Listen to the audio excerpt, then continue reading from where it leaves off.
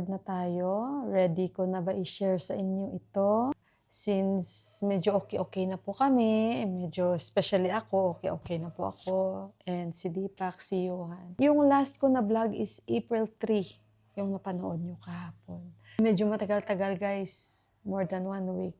Hindi ako nag-vlog. May mga nangyari guys na may nagdala na naman ng trauma sa amin, hindi lang sa akin. So, naalala nyo guys, nung sinabi ko sa inyo na nakita ito ni Deepak yung mic ko, sobrang saya ko po nung time na yun. And pinrank niya ako that time, sobrang pag-hug ko kay Deepak. And talagang nandito kaming tatlo sa sofa, bang nakahiga si Deepak. Kasi nga bigla niyang kinuha sa bulsa niya yung mic ko at pinagtatapon-tapon niya. So, hinag ko siya na sabi ko, you are my hero. Alik-halikan ko siya. And si Johan tawang-tawa sa amin. Nung gabing yun, sobrang happy namin. Tapos the next day, okay naman kami. Tapos si Johan talaga, since from the village, hindi na talaga maganda pakiramdam ni Johan. Nakikita niyo sa vlog ko na lagi siya nakahiga kasi nga naninibago siya sa weather doon at parang nagkakasinat-sinat si Johan na mainit siya. Pag chinek ko yung temperature niya, nag 98 degrees, ganon. Minomonitor ko doon ba. Tapos hanggat sa one day, parang nag 100, ganon. Tapos na umuwi na kami sa Kathmandu, masaya-masaya yun, okay siya. Tapos yun naman, after nung isang araw, nagsinat na naman siya, parang yun na nga, hindi maganda yung pakiramdam niya. So nag-decide na ako, na bukas dalhin ko siya sa doktor. Sabi ko kay Deepak kung hindi pa siya maging okay. Or di kaya mamaya. Sabi ni Deepak bukas na. Okay. So, nung ano guys, nung naalala nyo, may in-upload akong video nasa Kushi na yung documentary namin, in-upload ko yun.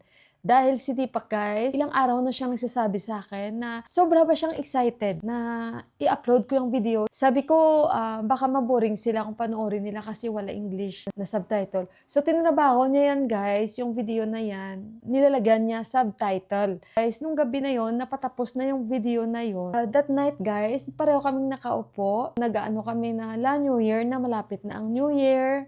Itong month nga diba yung New Year nila.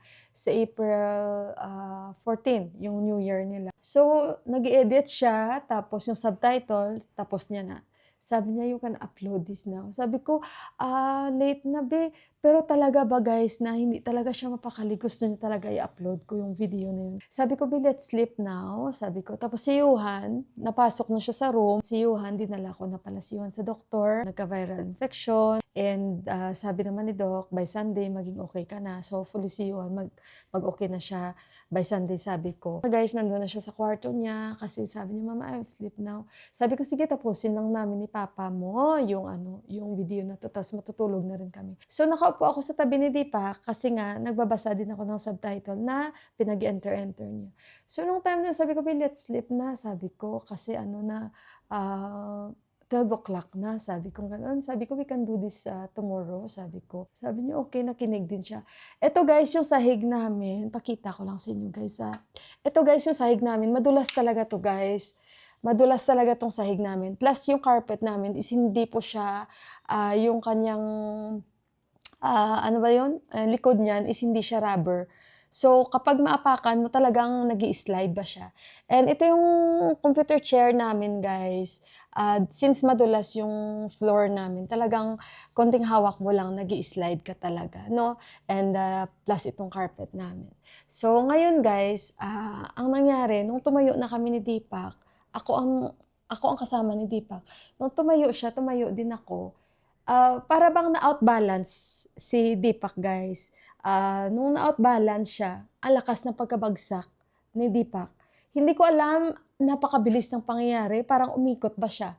Kasi magkatabi kami eh. So, ang pagtayo ni Deepak, hindi ko alam talaga kung bakit ganun yung nangyari. Kasi parang, nung tumayo siya guys, tumayo din ako. Tapos, tumayo ako, tumayo din siya. Nung pagkatayo niya guys, nakahawak pa siya dito sa computer chair namin. Biglang natumba. Natumba talaga na parang may si Deepak sa carpet, yung paa niya, para bang kung sa ilunggo pa, doon may nasandaran siya, pero parang wala naman.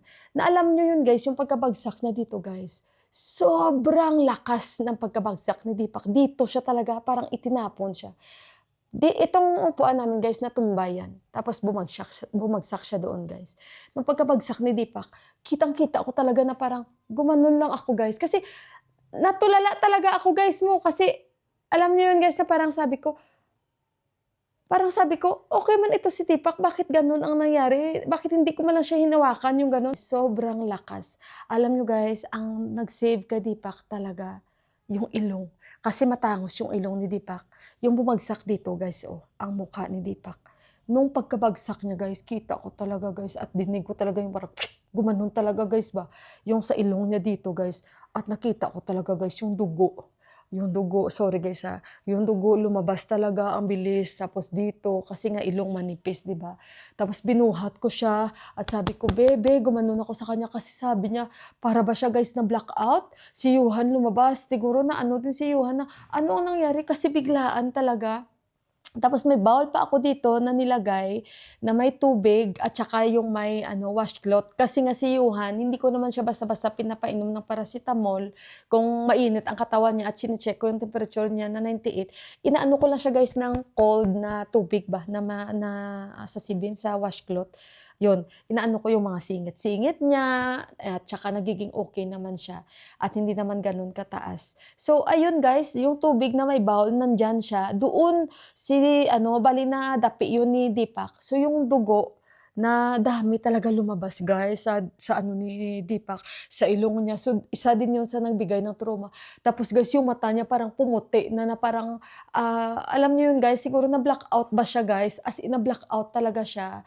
Tapos si Yuhan, Papa, what happened? Na-shock din si Yuhan. Tapos guys, ang ginawa ko, sabi ko, Yuhan, hawakan mo si Papa. Sabi ko, wag mo siyang kasi Deepak pilit siyang gumagano na naman guys, nahihiga siya.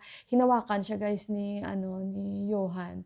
Tapos ako guys, ang ginawa ko, dali-dali akong bumaba. Si Buwa tulog na. Dali-dali akong bumaba guys. Binuksan ko yung pintuan namin. Pumunta ako na kay Bay. Pumunta ako kay Bay guys. Dinatnan ko si Bay na nagmo-mobile lang siya guys. May sasakyan, di ba, yung nagrerenta sa amin. Sabi ko, ayos ba? Sabi ko sa kanya, please help. Sabi ko, may nangyari kay Deepak Day mo. Guys, napakabuti talaga. Malaki ang utang na loob ko sa nagrerenta sa amin. Dahil 2 beses na niya po kami tinulungan sa emergency. Nagdala talaga ng trauma sa akin. Kung maalala nyo si Deepak din, galing sila ng labas na tinahi yung ulo niya dahil nga nagbanyo siya, 'di ba? Tapos yun yung pako yung ng ulo niya sa toilet. Kaya ganun guys na akala ko noon nagkaroon ng kaaway or baka ginanon, 'di ba? Hindi. So ito na naman yung second time, napaiyak ako guys, kasi ito yung second time na talagang hindi ko alam paano ko pasasalamatan yung taga-baba namin na sila ni Ayusbay. At saka nung nagmo-mobile si Ayusbay, bigla niya talaga yung mobile niya, nilagay niya sa bulsa niya, at dali-dali siya umakyat. Ako din, mas nauna pa ako kay Ayusbay. Pumunta ako ng kusina, kuha ako ng ice. Wala akong may madakip na, alam niyo yun guys, nung towel na mapaglagyan ko or kasi yung ice pack ko nga, dahil nagamit ko kay Johan sa paglalagay dito, hindi ko siya na ibalik sa freezer. Buti na lang may mga ice kami. After nun guys, nilagay ko sa towel yung mga ice cubes ko, at saka umakyat ako sa itaas. Nasabi ko kasi dadali namin si Deepak sa hospital, ilagay ko dito para matigil yung dugo. So ngayon, nadatnan ko dito, si Deepak guys, totally blackout talaga siya. Tapos si Yuhan, para ba siyang natutrauma. And ayun, another Bay, si Bay, yung ka-close nila, parang family na nila na brother, umakyat din siya. Sabi ko, please tulungan niyo ako, dalhin natin siya sa hospital. Para bang hindi naman ako nag-hysterical guys. Kinakalma ko rin yung sarili ko dahil may high blood din po ako, at iniisip ko rin po na baka kung may mangyari din sa akin, paano na lang si Yuhan, masama din yung pakiramdam ni Yuhan. And sabi ko, kalma lang Mila, kalma lang Mila. At the same time, nagpipray po ako. And then ayun, si Deepak talagang nabasa na siya guys, nabasa na talaga siya dahil nga yung bowl na may tubig na pinupunas ko kay Yuhan, parang nagmix na doon yung dugo galing sa kanyang ilong, na lumabas din sa kanyang, lumabas nga sa ilong niya, at saka nagmix doon sa tubig at basa-basa na siya, so parang dumami na lalo dugo sa katawan niya guys. Pinasan siya ni Bay, buti na lang si Bay mas malaki kay Deepak ba. So ayun, pinasan niya si Deepak, tapos tumutulo pa rin yung dugo, tapos si Bay. Guys, nahihirapan pa kaming tatlo dyan sa baba dahil itong hagdan namin, kinakaya ni Bay, pero madulas din ito guys, yung marble, delikado na ito. Ito din si Buwa guys, at ako ilang beses na rin nadudulas dyan. One time si Buwa, talagang parang itinapon dyan si Buwa. Hindi safe itong mga sahig namin guys, akala nyo, at saka yung hagdan namin na marble, delikado din. Tapos ngayon guys, hinay-hinay pa kami, pero si Deepak talaga guys, para bang pinipilit niya siguro na ano guys, na makakita, pero talagang siguro baka siya nag-wonder din siya na bakit yun, hindi siya makakita, yung gano'n. Gumagano, di pakday, ginaganon siya nila ni Bay, na parang ginigising nila ba, na gano'n. Tapos sabi ko, Bay, back upan mo lang sa likod. Kasi baka maano si Bay, yung nag-ano kay Deepak, si Ayus Bay, na kinakarga niya si Deepak. Baka siya mismo, mag-slide si Ayus Bay, at baka bigla mag-ano ba, anong tawag nito guys, mas lalong doble ang aming problema. So ngayon, nung nasa baba na kami, sinasabihan nila ako ni Bay, Bauju, wag kang magproblema, walang problema, please relax, Bauju, ganun, no problem, Bauju, ginaganon nila ako. Pero di pakday, ginigising nila si Deepak ba. Tapos, guys, ang buti na lang nakapag-isip ako, nakapandamit na ako pantulog, wala akong bra. Tapos, ayun, buti na lang naisip ko na magdala ako ng jacket. Pero may cardigan ako na suot, wala akong bra, pero nakapantulog ako. Naka-cardigan ako, tapos may jacket ako guys, nagdoble ulit ako yung jacket ni Deepak.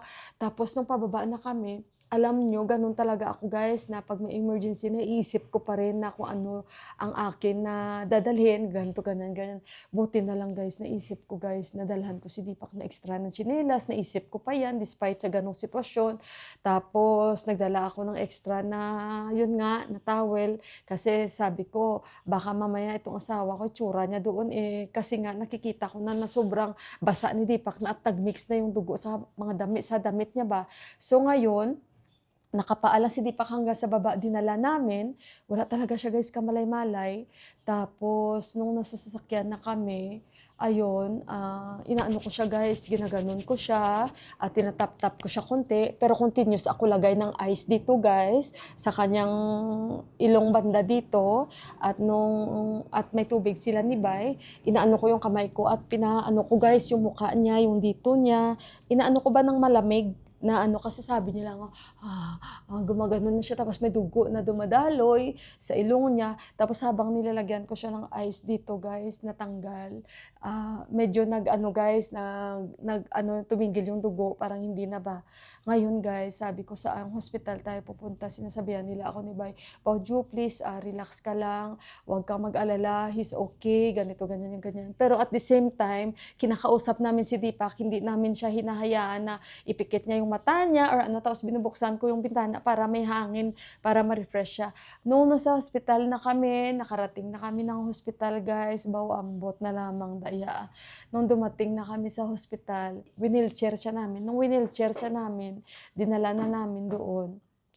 So, ano na siya guys, medyo conscious na siya. Medyo parang, sabi niya, no, let's go home. Ganun siya bigla. Sabi ko, i-check lang natin kasi bumagsak yung mukha mo. Sabi niya, no, I'm okay. Sabi ko, no. Sabi ko, wag matigas yung ulo ha. Tapos yun nga, pinahiga na siya. Tapos sinabihan namin yung doktor. Tapos, ayun, chinek siya. Tapos tumayo lang naman kami, I am with him. Sabi ko, ako yung asawa niya. Nakakatuwa pa nito, isang doktor nag-aral sa Pilipinas. Nalaman niya yung Pilipina ako, nag-Tagalog siya sa akin. Tapos, mas nakakatuwa pa naman, ay hindi pa naman tapos yung aming pag-process doon, pinapabayad na kami agad. Yung ganun. Sabi ko, ganun ba? Tapos wala pa akong dalang mobile, tapos si Deepak, paano ko naman gagamitin? Kailangan siya yung kasi face, paano ba yun? Yung mukha ba ang mag-i-scan? So sabi ko na lang kay Ayus Bay, sabi ni Ayus Bay, Bauju, sabi niya, don't worry about this, me and Deepak tayo settled after. Sabi ni Bay sa akin. Napakabait guys ni Bay, kaya sabi ko, ano kayang gawin ko para magpasalamat? Sabi ko, bilhan ko sila ng pizza, para, magpasalamat lang ako sa kanila ni Bay dahil napakabuti talaga and never nag-hesitate na tumulong sa amin, yung ganon. Especially yung sasakyan nila, napakalaking tulong din sa amin. Kasi sa neighborhood namin, wala talaga guys, wala may mga sasakyan dito. So, napakahirap. And then guys, nung nandun na si Deepak sa hospital, ayun, pinagkukuhanan na siya ng blood sugar, pinagkukuhanan siya ng BP. Ang nangyari kay Deepak, nung kinuha na siya ng ECG, kasi shinare ko syempre yung story ni Deepak na may ganito siya. Nung nalaman ng doktor, ayun, sabi niya, nag-take na siya ng medicine. Sabi ko, hindi pa.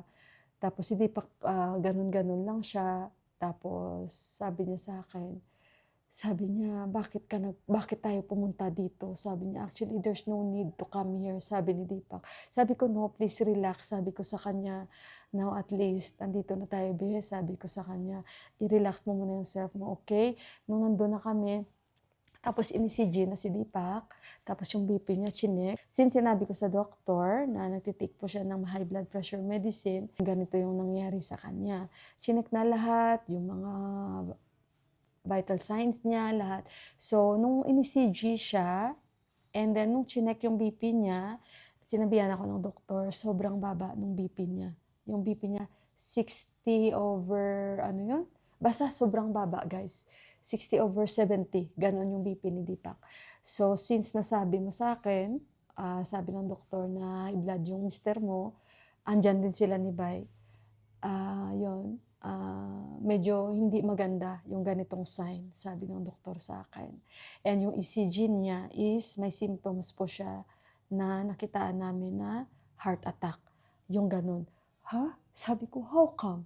Sabi ko, okay naman si Deepak. Sabi ko, hindi kaya dok baka sa pagbagsak niya, kaya ganito yung effect, na bumagsak bigla yung pressure niya, yung heart rate niya. Kasi ano siya, unconscious siya, na-blackout siya wala siya makita. Tapos, sabi ng doktor, matagal ba siyang nag-unconscious? Sabi ko, hindi naman ganun. Tapos sabi ko, sobrang active niya. Sabi ko, Dok, nag-exercise ito, minomonitor niya, kahit BP niya, chinecheck namin, normal naman yung BP niya. Pag okay naman yung BP niya, pag chinecheck ko, nasa 120, ganito, ganyan, ganyan. Sabi ko, itong time lang to kasi baka Dok, epekto kaya to ng kanyang pagbagsak. Tapos sabi ko, kararating lang namin, sabi ko. Tapos yung blood sugar niya, okay naman. Tapos pag chinecheck naman sa monitor, yung oxygen ni Deepak na 98, 99, okay naman yung oxygen niya. So sabi sa akin ni Bay Baujo, kasi yun lang ang concern ng doktor is sa ECG niya, may hindi maganda yung result ng heart and yung BP, tapos yung heart rate napakababa, biglang baba, tapos yung kanyang yun nga ECG parang mayroon siyang symptoms ng heart attack. So nakiusap ako sa doktor, na sabi ko, pwede ba kuha lang ko ng tubig guys, pwede ba after, sabi ko, mag-test ulit, sabi ko, Dok, kasi kararating lang namin, kasi parang hindi ako talaga makapaniwala Kasi as far as I know, yung asawa ko, wala talaga yan siya ganyang problema sa heart or ano man, Dok, ganito, ganyan. So ngayon, in-interview ng doktor si Deepak, kung naninigarilyo ka, naalala pa ba ang mga nangyari sa'yo? Ano ang naramdaman mo after nung bumagsak ka?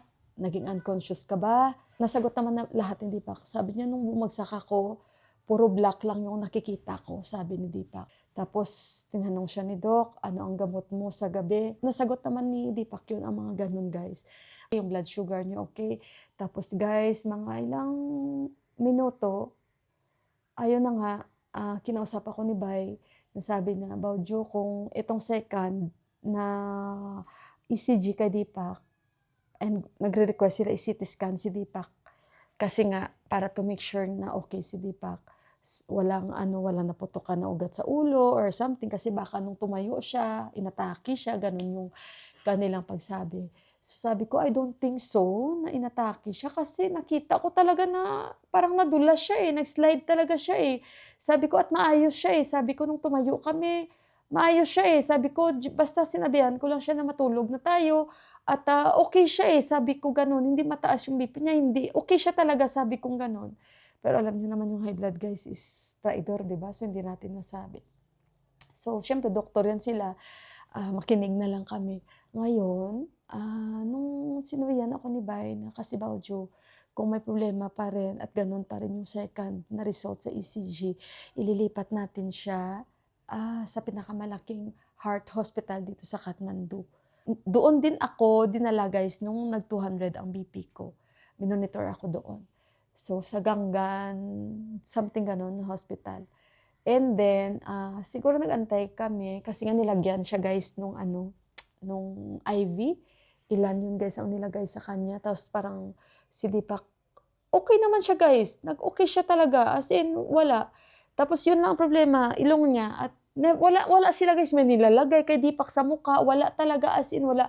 Ako pa yung naghihingi ng ano, mayroon ba kayong bulak, ganito, ganyan, ganyan, kasi pahidan ko lang. Ako pa yung humingi ng may betadine ba kayo. Minsan ko lang siya napunasan kasi sinabihan ako ng doktor na nag-aaral sa Pilipinas na wag mo lagi lagyan ng betadine kasi mas okay pa yung cotton na may malinis na tubig. Kasi nalagyan ko na nga siya ng betadine. Wag daw, ano, kasi baka yung sugat basa, instead na mag-dry, hayaan lang daw na mag-dry.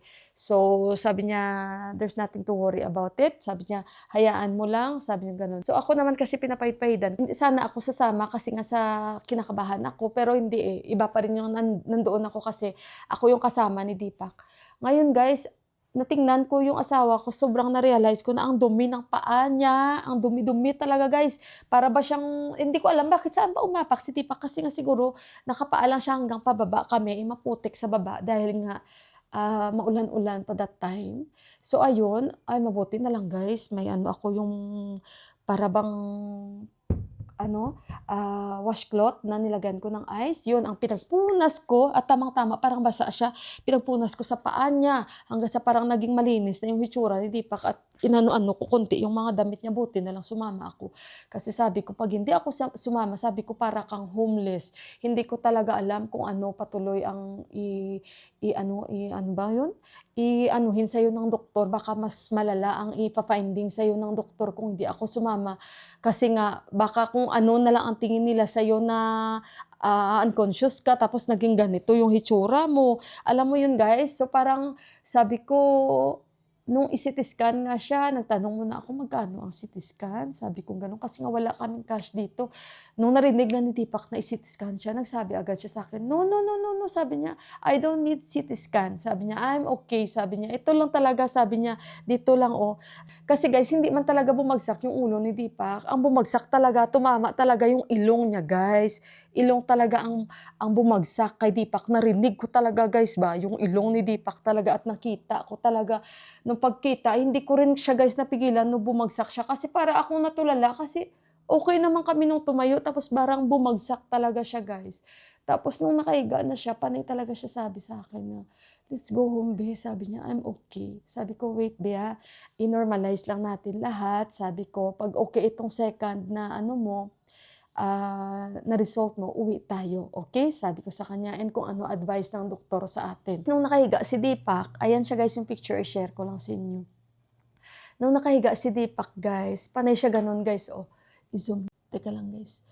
I-zoom ko bala. Ayan. Nung nakahiga si Deepak, panay siya ganun guys, oh. Gumaganon siya.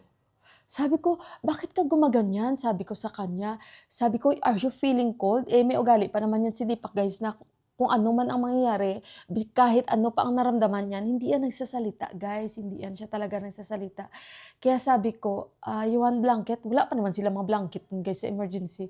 Nag-ano ako na may ano kayo, may blanket kayo. Guys, nagpicture lang ako. Grabe na agad yung ano ba, yung reaction doon. Sabi ko, mag-picture lang ako, hindi man nag-video. So, syempre, respeto natin yun kasi nga, bawal din naman talaga.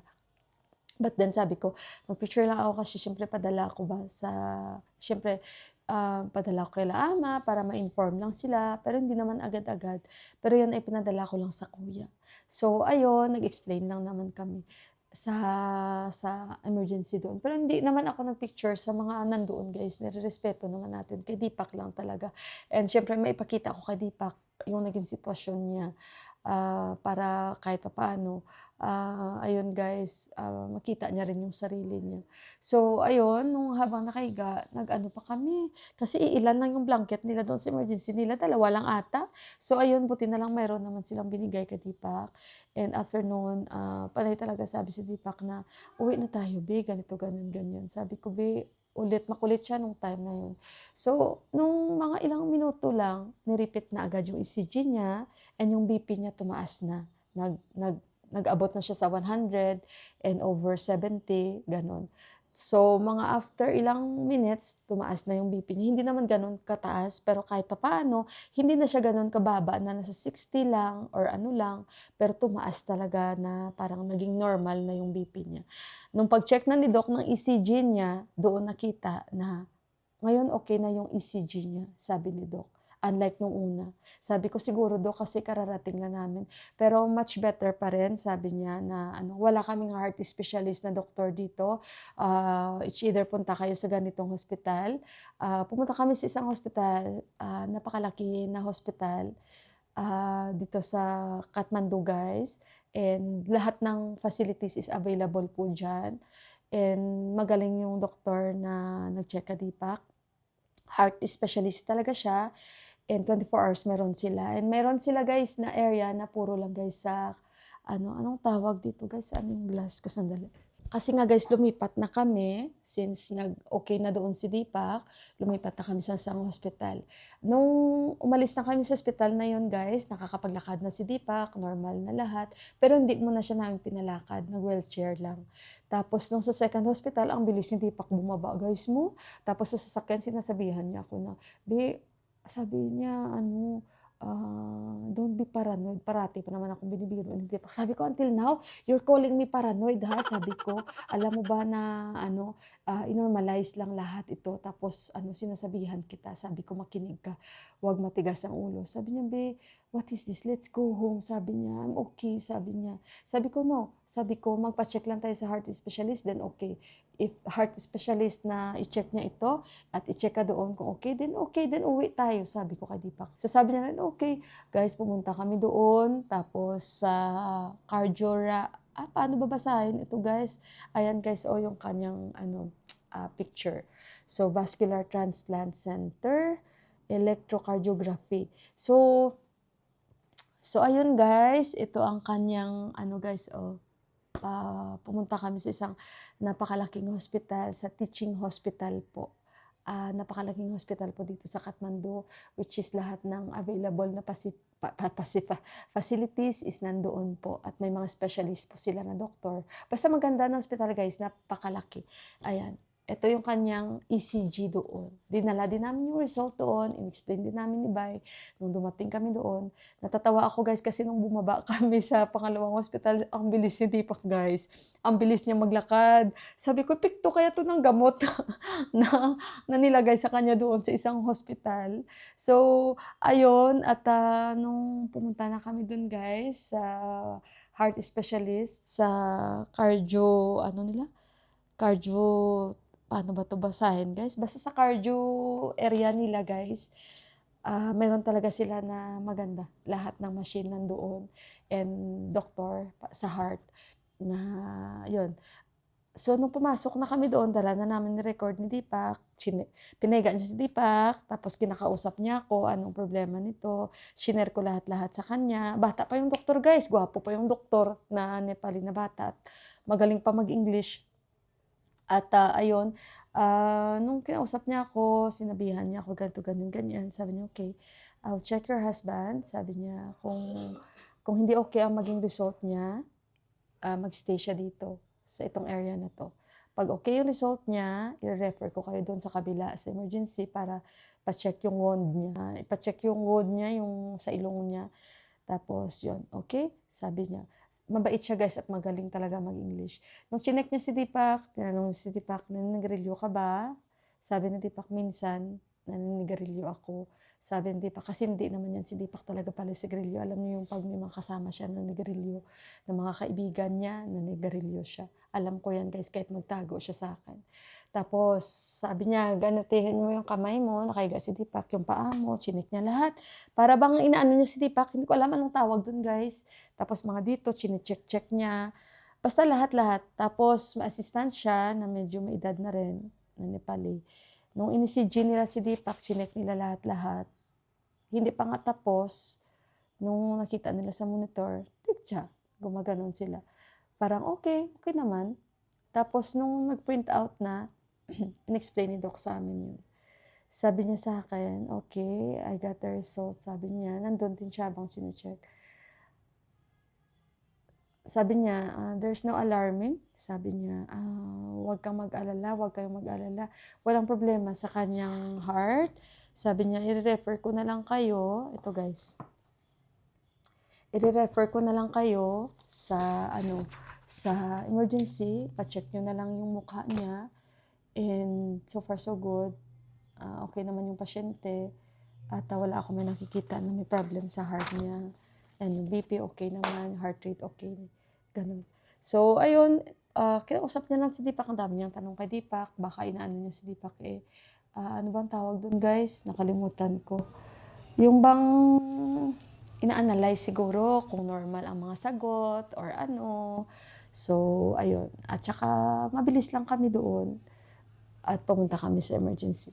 Yun, sabi naman sa kanya doon ng doktor, CT scan ka namin. Sabi niya, "I don't want CT scan." Sabi niya. Kaya ayun, sabi ng doktor, wala naman ako may nakikitang problema dahil meron naman from the heart specialist.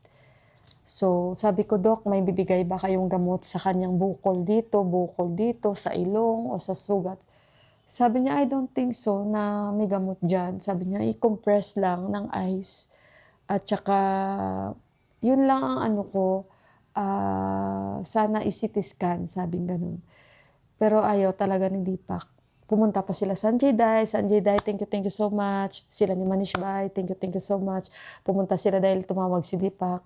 And syempre, lubos ako nagpapasalamat sa kanila ni Ayus Bhai, yung taga-baba namin. Napakabuti po nila. Napakabuti po talaga. Imagine nyo kung gaano niya kargahin si Deepak. Nung pag-uwi namin, tawa-tawa pa nga sila kay Deepak, si Deepak ganun din. So, ayun, parang grabe guys, yung hanggat pag-uwi namin, tahimik kami, si Deepak ganun din. Sobrang, sabi ko, parang dinaig mo pang binuksing ng boksingero. Dito talaga ang tama ni Deepak guys, hindi ko na lang ipapakita sa inyo. Pero talagang yung ilong niya, sabi ko, ang nag-save talaga sa ulo mo. Hindi bumagsak ang ulo ni Deepak. Mukha kasi guys Mukha guys, ito guys, ang dito guys ang bumagsak kay Deepak guys. Ito siya. Dito guys. Ito guys, ang tangos ng ilong ni Deepak, buti na lang. Sa sobrang tangos ng ilong niya, parang ito yung talaga, nabutas. Tinanong pa nga nila ako kung sumuka si Deepak. Sabi ko, hindi siya sumuka. Hindi siya, na-blackout lang talaga siya. Danas ko rin yan guys, nung na-blackout ako. Merong kasi nung maliit kami, yung mama ko mayroong makina, nakatulog ako doon. Guys, di ba pag isinara yan, parang flat, nakatulog ako dyan. Yung ate ko guys, ginaganon-ganon niya ako, na ginigising niya ako. Hanggang sa nahulog ako guys sa sahig. Diyos ko, talagang nabagok yung ulo ko guys, na blackout talaga. Doon ko naramdaman at na-experience first time sa buhay ko, na blackout talaga yung paningin ko guys. Pero after some time, nag-okay ako dahil inano ako ng mama ko. So, yun, sabi ko nga kay Deepak, na-experience ko rin yun. Pero hindi ko talaga sabi ko that time, parang biniblame ko yung self ko na, kasama mo ako, bakit hindi man lang kita nahawakan? Sabi ko sa kanya. At talagang bigla ka talagang natumba, sabi kong ganun. Kasi sabi ko, ito talaga yung carpet namin. Tapos yung sahig talaga, sabi ko sa inyo guys, si Buwan, nung nag-slide nga siya, galing siya ng toilet. Ay, grabe talaga. Kaya nung nandito yung mga in-laws ko, hindi kami gumagamit ng carpet guys dahil may mga bata at delikado talaga. Tapos naglagay pa ako ng floor wax dito. Yung floor wax guys, naglagay pa ako kaya simula nun, sobrang dulas ng aming sahig. Kaya ayun guys, pero nung time na yun, kasi nag-usap kami ng kuya, pinadala ko sa kuya yung picture. Nagulat din siya guys, talagang hindi rin siya mapakali. Anong nangyari, Mila? Tapos nagsabi din siya sa akin kung pwede wag ko ipadala kay mami. Hindi ko talaga pinadala kay mami kasi si mami mahal na mahal pa naman si Deepak. At baka kung anong mangyari kay mami, alam niyo naman bilang isang nanay. So hanggang ngayon hindi ko yan pinadala kay mami. Ngayon niya lang yan makikita guys. And hindi ako nagpadala kay mami ng picture guys.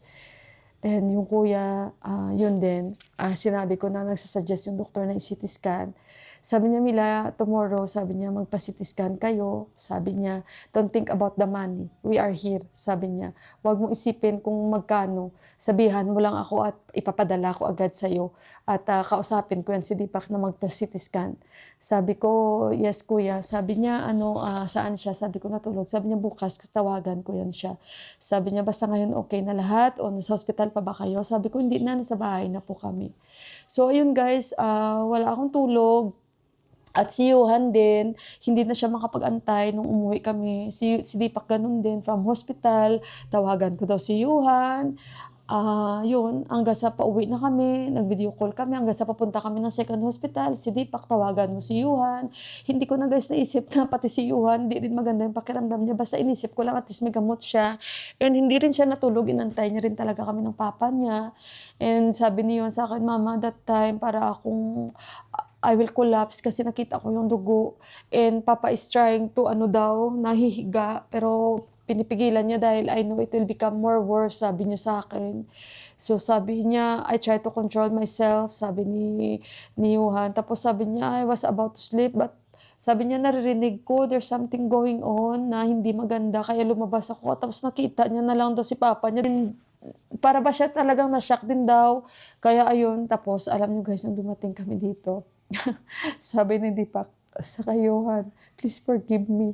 Yung ganun, naawa ako kasi para bang hindi din deserve ni Johan, no, na ma-experience niya yung ganun. Tapos si Deepak, sabi ni Johan sa akin, Mama, sabi ni Papa sa akin, he asked forgiveness. Sabi niya ganun. Sabi ko, yes anak. Sabi niya, I'm really sorry. Please forgive me. Sabi ni Deepak daw kay Johan. Tapos ayun guys, napaiyak ako. At ngayon ko lang ito i-share sa inyo. Ngayon guys, after ilang araw, okay na si Deepak, okay na yung mukha niya. At mga ilang araw siyang hindi talaga lumalabas. And para ba siyang, malalim yung kanyang iniisip. Kasi parang na-slide ka sabi ko, at ang talagang tumilapon ka doon sabi ko. Yung sa akin naman, kahit sinabi ko sa kuya, bakit hindi man lang kita nahawakan, kasama mo ako andun ako Bakit, sabi ko, hindi kita sinave. Sabi nga ni Indira, baka destiny niya yun, Baujo, yung ganun. Sabi ko, parang excited ka pa naman na ma-upload yung video, tapos grabe, talaga excited talaga siya guys ma-upload yung video and very proud ba siya na ma-upload kong video sa inyo at ilang beses niya yung pinanood sa TV and sobrang happy namin, sobrang hug ko sa kanya. Tapos the next day, grabe, sabi nga ni Juan, Mama, the next day no, yung mga vlog namin na nag-invite na dinala pa niya kami niyon sa Niwari Restaurant.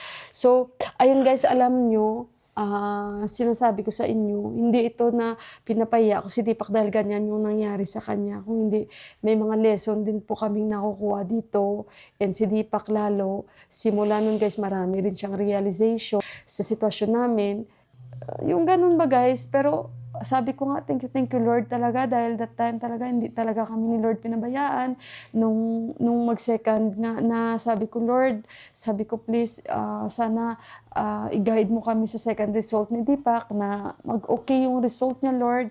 Kasi naniniwala talaga ako na okay man itong taong to, bakit ganon yung kanilang nasabi na heart attack, parang na-surprise ako na parang, heart attack yung kanilang findings na nakikitaan, na sabi ko, hindi man siguro heart attack agad, yung ganun ba? Si Johan, guys, pasensya na kayo. So, ayun guys, nagmamadali din ako, shinare ko lang sa inyo ito, and aalis kami, pupunta kami ng doktor. Sa ngayon guys, parang bumalik na yung confident ni Deepak na magharap-harap sa labas or magharap-harap sa labas or lumabas-labas na yung mukha niya ba na kahit medyo swell, dito lang talaga guys, gabi-gabi kinocompress namin at bumili ako nung cream dito sa pharmacy namin na para sa injuries or sa mga swell guys na cream nilalagyan namin gabi-gabi. So okay naman guys, wala namang problema and hindi na kami magpa-CT scan siguro kasi nga ayaw talaga ni Deepak kasi sabi niya I know myself at alam ko naman at sa nakita ko naman hindi talaga bumagsak yung ulo niya guys Ito talaga guys yung ilong niya talaga guys ang bumagsak. Sabi ko mabuti na lang matangos yung ilong mo. Sabi ko paano kaya kung piki ang ilong mo? Sabi ko durog siguro yun guys. Kasi makita nyo guys ang ilong ni Deepak. So ayun, sa ngayon hindi ko na lang muna ipapakita. Pero baka syempre makikita nyo yung kanyang mukha, pero manas pa ba dito na area. So, ayun guys, balikan ko kayo. And of course guys, kami today ay aalis. Ipapacheck up namin si Buwa sa hospital. Magsama-sama na naman kami apat. Si Buwa guys, nalaman niya lang ang reaction ni Buwa. Sabi niya, kaya pala may nakikita ako yung parang talsik na dugo sa hagdan namin. Pinupunas-punasan na ng tatay niya guys after nung sinabi ko. Kaya hindi ko na yun guys papakita sa inyo ha. So ayun guys, mamaya ulit. Balikan ko kayo.